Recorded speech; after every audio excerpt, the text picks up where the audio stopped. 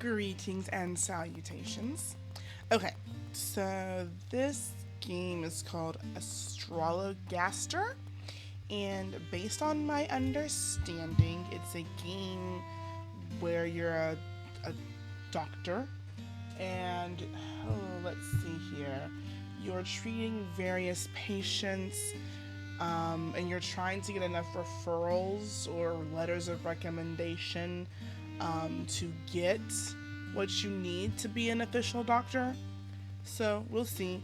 I believe, if I'm reading things correctly, this game is fully voiced. So we get to sit back, relax, and enjoy a bit of a good old, I don't want to say a show. I don't know. Words are hard. It's been a while, guys. Let's just see how this goes. I don't have a continue game. It just says continue game because when I was trying to get my stream stuff set up initially, it was like it would show the screen, but it was full screen and it wasn't showing my cursor. So I was trying to click around and figure out where my cursor was. It was a whole to-do. But I stopped the game before anything actually showed up. It still was on a loading screen. So I don't know. I've not seen anything outside of this screen right here, which you see. So let's pop right in here in a new game. Starting a new game will reset your career? Yeah, I don't have a game, so let's just do this. I hope the audio is okay. I think I've turned down the music enough to where surely it shan't bust your eardrums, but we'll see. We all know how terrible I am at audio. I have an episode of a session of A Date with Death where the audio was absolutely too loud, but it is what it is. I'm learning. It's a process. Each game is different, and I'm getting there, guys. Be patient. All right. Oh, that's nope. Long ago in England in 1592, there begins our tale, and all of it is true. Through all of London, billboarding paving spread, covering walking, weeping sores, and leaving thousands dead. Well then, well, we got the bubonic plague, guys. Congratulations. Well, this is lovely. Yeah, that audio was way louder than I anticipated, so I apologize to your poor precious eardrums. We'll work on it. We'll see this balance, and maybe I've gotten it better now. We'll see. I'm not sure.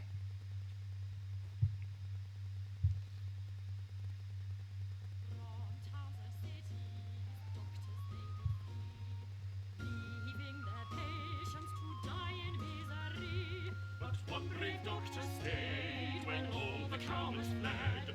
Might not have been because he was too sick to leave his bed. Okay, then. There we go. Alas, it is my final hour. I will surely die.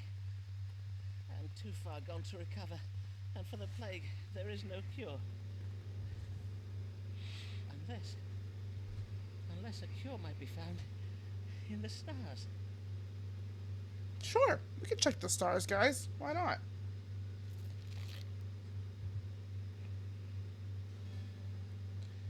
Choose one zodiac to diagnose the condition. How might I be cured of the plague?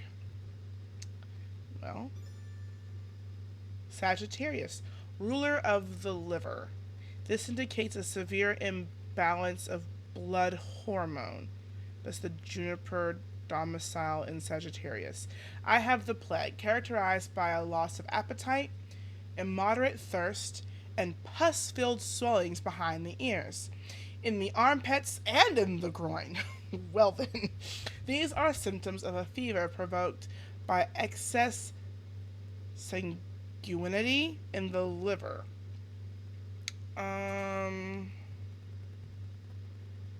This indicates a severe imbalance. Well, it says Sagittarius is the ruler of the liver.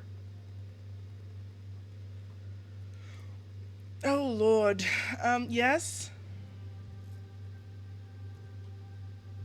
Well, I can't click any other one, so let's find out. Let me see now.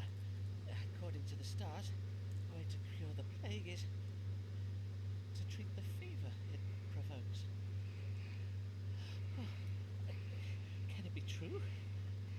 might a disease so monstrous as the plague be cured by treating it as if it were an exceeding bad fever? Then I must use powerful herbs to bring the fever to crisis and break it. Let me see.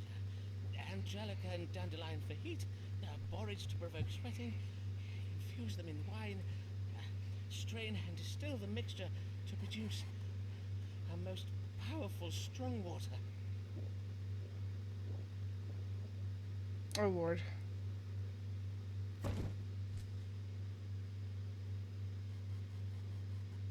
Huzzah! I am cured. Oh, God. I shall now go forth with my miraculous strong water to cure all London of the plague. Okay, I was nervous, guys, because that thud on the floor was not encouraging at all. Okay. Part, Simon Foreman, scene 13th October, 1592 at 1600 hours. How might I be cured of the plague? I judged my plague symptoms as being provoked by a fever. I invented a new kind of strong water to cure it.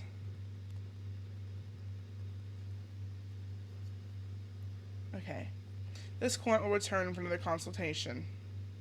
I shall cure London of the plague. So wondrous will be my work that plays and songs will be writ in my honor. Okay. Okay.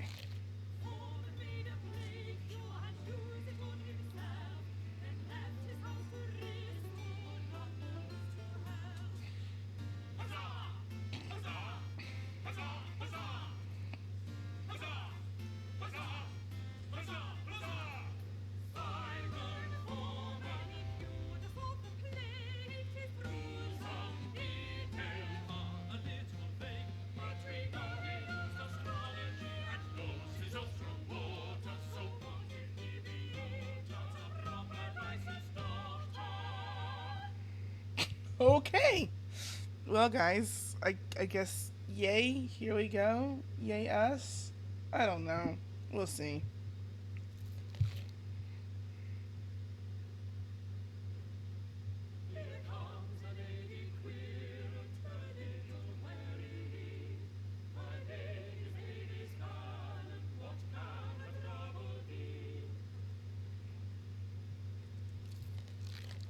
God give you good day, madam. How may I... Are you Mr. Foreman? Mr. Simon Foreman, the doctor? Aye, madam, I am indeed Dr. Simon Foreman. I bid you welcome to my consulting chambers. Mistress... Mistress... Allen, Mistress Avis Allen of Lambeth. pray tell me your age, if you please, madam. I am 33 years of age. And how might I do you service this day, Mr. Allen? Pray describe your troubles to me. Well, the pain started full late last eve upon retiring to bed. Oh, not that I am in the habit of retiring so late, but my husband did desire a special supper of cold meats to celebrate and give thanks for well, in any case, it started in the night and it continued until dawning. That being the pain in my head and the chundering. A moment whilst I make note of this. Headache and purging. Is that all? Aye, that is all. Thinking on it, my complaint to seem most trifling, and you are doubtless busy with important cases. Oh, like the plague! Yea, verily, mayhap I should not have come after all. Good day, Dr. Foreman. I beseech you, pardon me for I have wasted your time. Really, do not go. For I assure you, madam, your case verily is important to me. And 'tis important to you, is it not, Mistress Allen? Else you would not have come this day. Aye. Let us consult the stars now then, shall we? What is the cause of Mistress Allen's suffering? Oh, Lord, I'm gonna kill all these people. Headache and chundering. What has caused my suffering?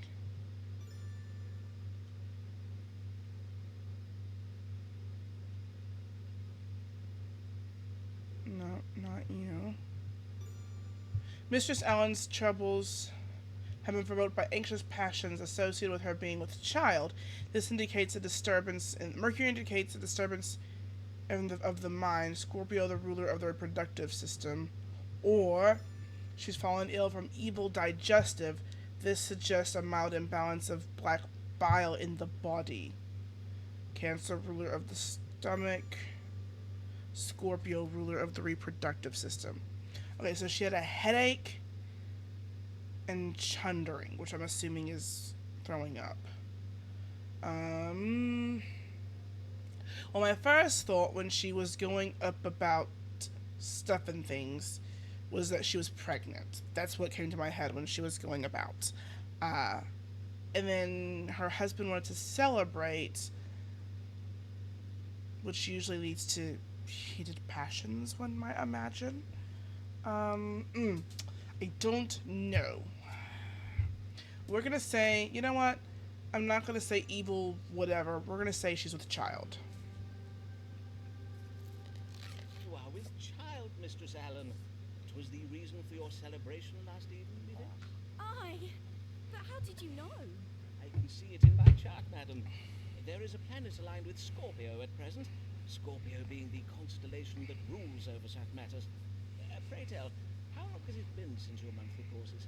It has been 14 weeks since my courses, and yesterday I did feel the child quicken. So, indeed, 'twas the cause for our celebration, as you say. For I have been with child before, you see, but 'tis never. And Mr. Allen and I do pray this one will be born alive. There, dear lady. The presence of the planet Mercury in my chart does suggest you suffer from anxious passions on account of your condition, and given your ill-favored history, I warrant 'twas the twin burdens of hope and fear that provoked your troubles last evening. Oh, I see. Pray take this flask of wine, madam. It has been infused with cloves, ginger root, and cinnamon. Drink of it each morning, and you'll soon feel much improved. Verily, I will do as you advise. I thank ye heartily, sir. Fare you well, Dr. Foreman. Fare you well, Mistress Allen. Guys, I know that alcohol in small quantities is not bad for you when you're like, they say avoid it completely, but I think that it's okay to have like sips. I think, not that it's okay, but like it won't cause a lot of harm. Not that I'm a doctor, so I'm not 100% sure. But something about telling someone to drink it every morning just doesn't sit well with me. I hope I don't kill all these Londoners. The client did present with symptoms of headache and involuntary upward purging. I judged the client as being with child. Methinks the client is most pleased with me for the reading I gave today. Okay.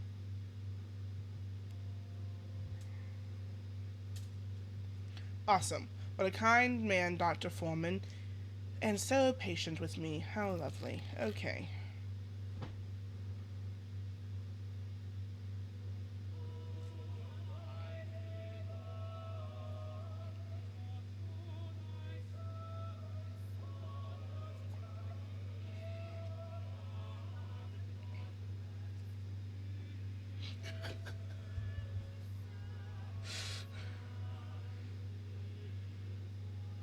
That's hilarious.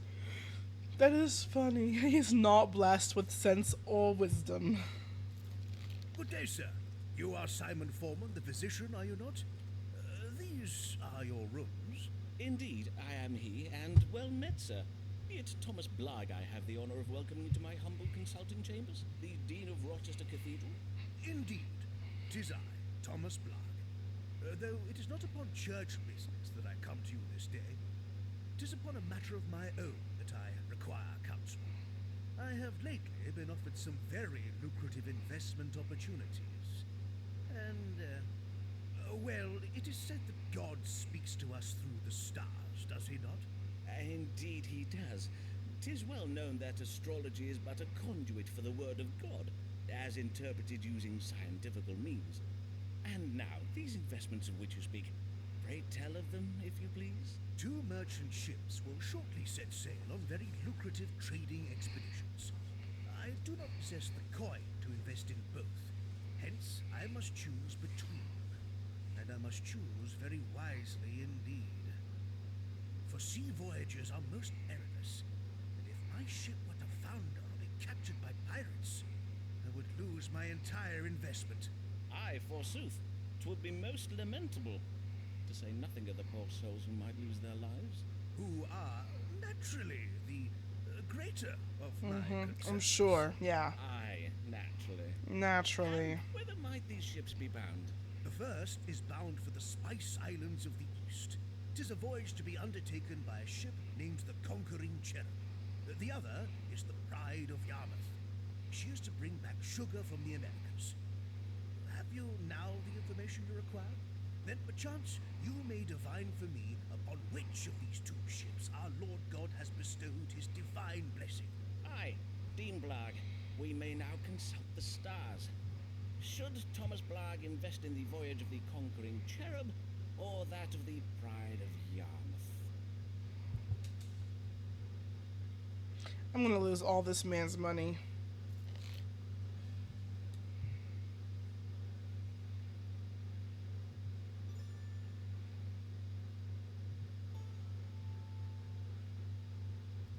The ship's name should evoke a child who is victorious in battle.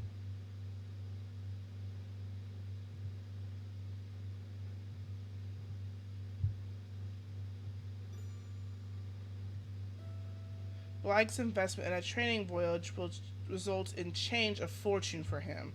That doesn't mean good or bad.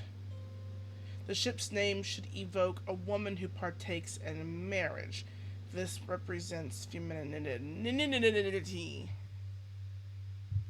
Are those the only two I can click on? Oh, Lord. Mars domicile in Scorpio. This represents the house, which represents victory, house of the child. Oh, Lord.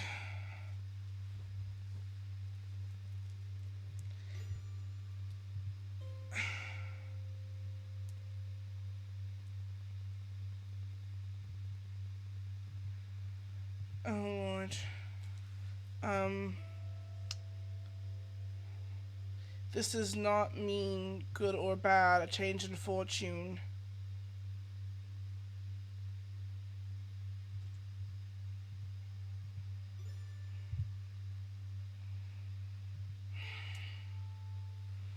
This represents victory. This represents a change in fortune and femininity. So should we go with... Guys, I don't know. Because change in fortune does not mean that he will get more money. It could mean that he loses all his money. But this one represents victory. Okay, we're going to choose the one that represents victory. Oh, please, stars. Please let me have read you correctly, because I don't want this priest guy to be mad at me. But choosing victory over change in wealth. Because a change in wealth could be bad. He could lose everything, which would still be a change in wealth. The stars advise you to invest in the ship named the Conquering Cherub. I see. And why is that? Well, I have calculated that at this very hour, upon this very day, the planet Mars and the constellation Scorpio do both dwell in that part of the sky we call the House of Children. And as it happens, Mars is the ruler of Scorpio, hence we may say that Mars is presently exalted. Mars has been exalted by Scorpio, you say? And what might that mean? When exalted, Mars represents victory. And so, with victory in the House of Children, we may read this as a victorious child. Ergo, the Conquering Cherub. Ah, I see. For a cherub is a kind of child, is it not? In sooth, I do find the science of astrology verily fascinating. I thank you, Dr. Foreman. You have been most helpful. The Corn did wish to know which of the trading expeditions would make a better investment. I did advise the Corn to invest in the voyage of the conquering cherub. Methinks the Corn was pleased with me for the reading I gave this day. It was very wise of me to come this day. Only a fool invests his money without first seeking counsel. I really hope I did not do poorly.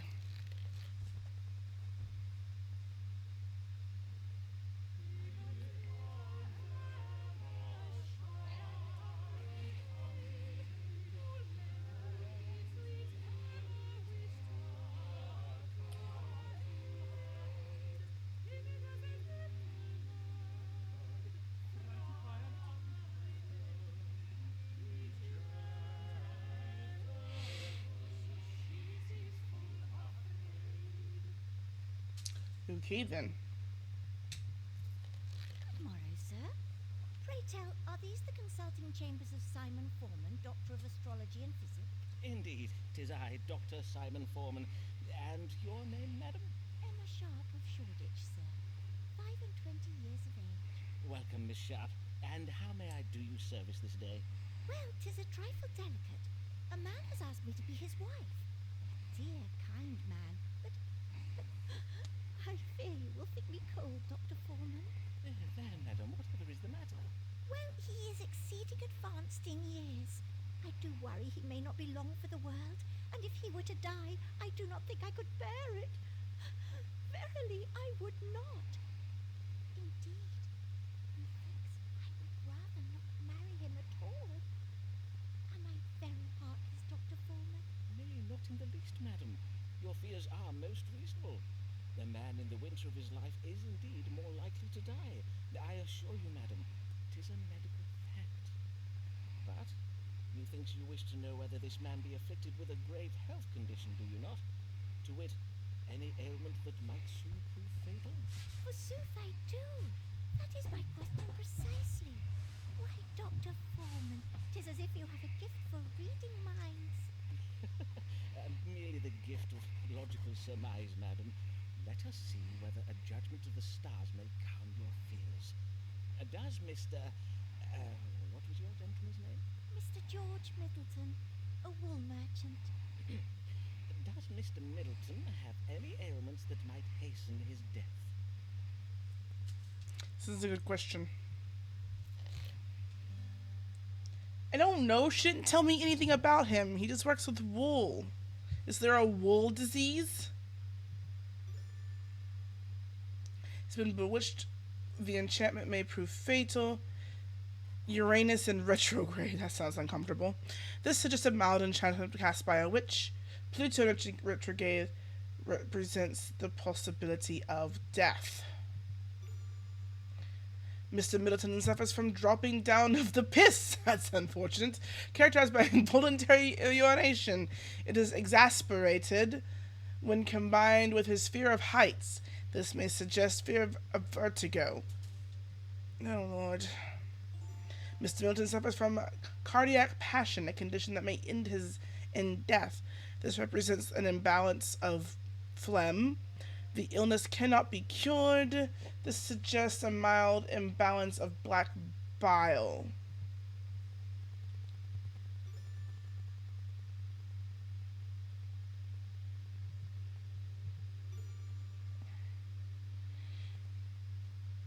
I don't know. The issue is we know nothing about Mr. Middleton.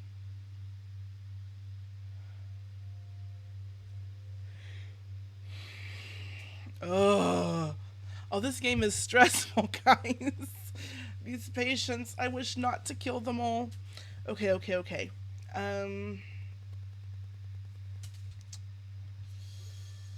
This one seems the least logical to me because being bewitched, cast by a witch, and suggest death, even though Uranus is hilarious and I like saying it.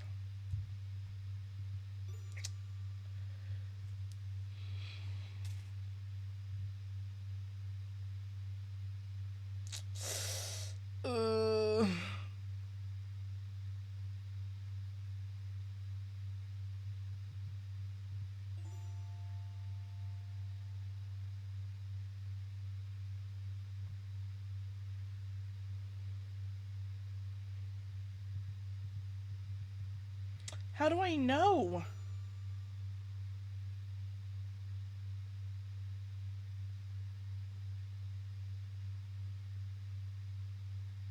Okay, this one has more detail. Like, okay, so this is enchantment. It could prove fatal. This one is a condition that causes death. But this one has more facts attached to it. So that is going to be the logic that I applied. Because it is exasperated when combined with his fear of heights. So to me, that's a fact about him. It doesn't say it could be or whatever. It says he does have a fear of heights. So we're gonna go with that. That's what we're gonna go with. Mr. Sharp, I have exceeding excellent news for you. Mr. Middleton has only the most trifling of ailments, dropping down of the piss. Though I must advise you that marrying a man who suffers from dropping down of the piss would pose certain laundry-related challenges. But widowhood is not likely to be one of them. At least, not imminently. Blessed day. What wondrous news. However, there is one other small thing in my chart. It seems your future husband does also suffer from an unreasonable fear of heights. Such a fear could aggravate Mr. Middleton's condition. He would be advised to avoid tall buildings, bridges, and mountains. Or at least be sure he takes a change of breeches along with him on any such outings. Oh, verily? Then I will follow your advice most carefully, Dr. Foreman. I will now to Mr. Middleton go and accept his proposal of marriage. The court did wish to know whether a man she wishes to marry does suffer from any grave health conditions, and did advise the court that the man suffers from dropping of the piss, exasperated when combined with his fear of heights. Though it cannot be remedied, it is not fatal. Methinks the court was pleased with me for the reading I gave this day.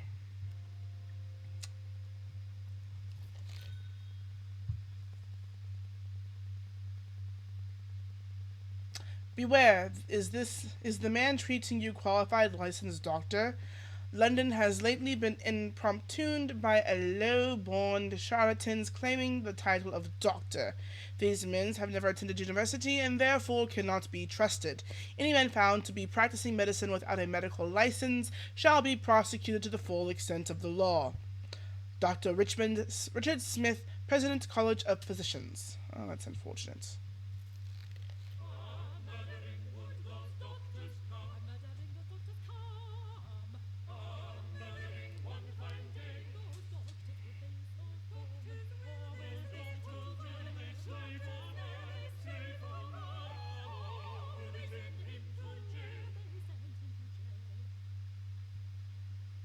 Well then. What is the meaning of this warning being put about by the College of Physicians? Do they mean to do me harm? It is true that I do not have a medical license. What am I to do? Mayhap the stars will advise me.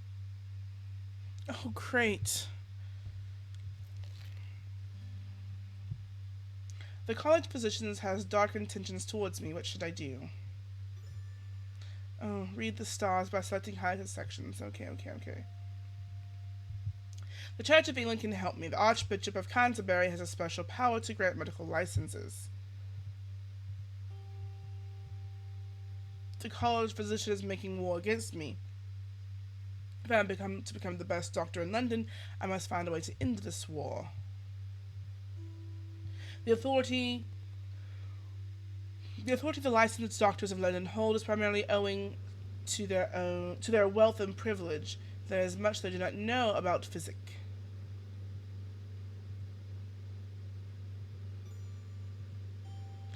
I must use my brilliant mind to forge strong relationships with my quorants. The solution involves being sensitive to the needs of my quorants. I like A. The church can help. And to end the war. Ooh, but then at the same time,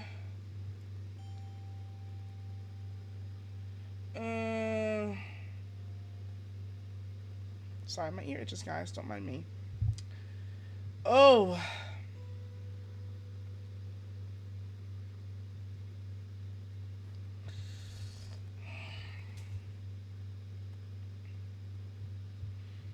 I like the idea that the church can help.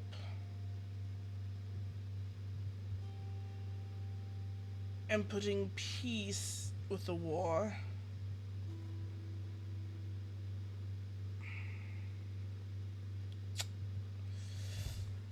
Because being sensitive to the patients and everything is one thing, but being wise and utilizing your resources is another idea. So let's do that, I think. I see. These doctors have waged war against me, and the only way to stop them is to obtain a medical license. In the House of Religion. Ah, yes. A reminder that the Archbishop has the power to grant such licenses. Mayhap I will one day find a way to petition him for one. In the meantime, I must serve my querents well, for if I do, they will doubtless favor me with letters of recommendation I can use to petition the University of Cambridge to grant me a license. That seems logical. I did wish to know how to protect myself from the dark intentions of the College of Physicians. The stars had advised me to petition the Archbishop of Canterbury for a medical license. I may also receive one if my querents, whom I must serve well, give me letters of recommendation. With such letters, I may convince the University of Cambridge to grant me a license. It said, I wonder how I might contrive to make the acquaintance of the Archbishop.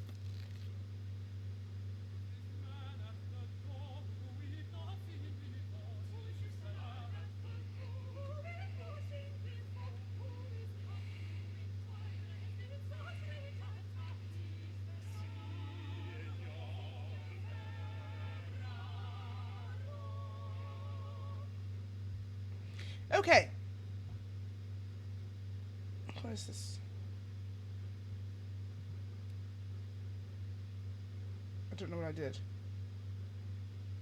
Alright. Can I save? Oh, this is what I've seen so far. Well, that's nice to know I can do. So this is how I get my letters of recommendation. Thomas Blythe doesn't care for me very much yet. But Avis and Emma seem to be pleased. What I would like to do is pause for the time being. We'll quit for now. And, yeah. This has been a very interesting game. We've hit a moment where we are at a bit of a interesting point where we have to try and meet the Archbishop. This is interesting. I like the voice acting. The music in the beginning betwixt songs makes my brain hurt a little bit with the voiceovers, but it's common for the times. It's very much so fitting for the theme of the game, so I shan't hold it against it. It's my own anxieties that cause me to feel such. But yes, I think this is quite lovely. I'll check the sound on this one and see if I need to adjust anything in any sort of way. It seems, based on the inputs and outputs, that things seem to be a little bit balanced. We'll find out. I apologize if I'm blasting you with either my voice or the game's audio. Deepest and most sincere apologies. But yeah, this has been Astrologaster. Hopefully you're enjoying it. I, for one, am enjoying it. And we'll go about from there. Until then, I bid thee adieu and thank you for stopping by. Have a great time, lovies.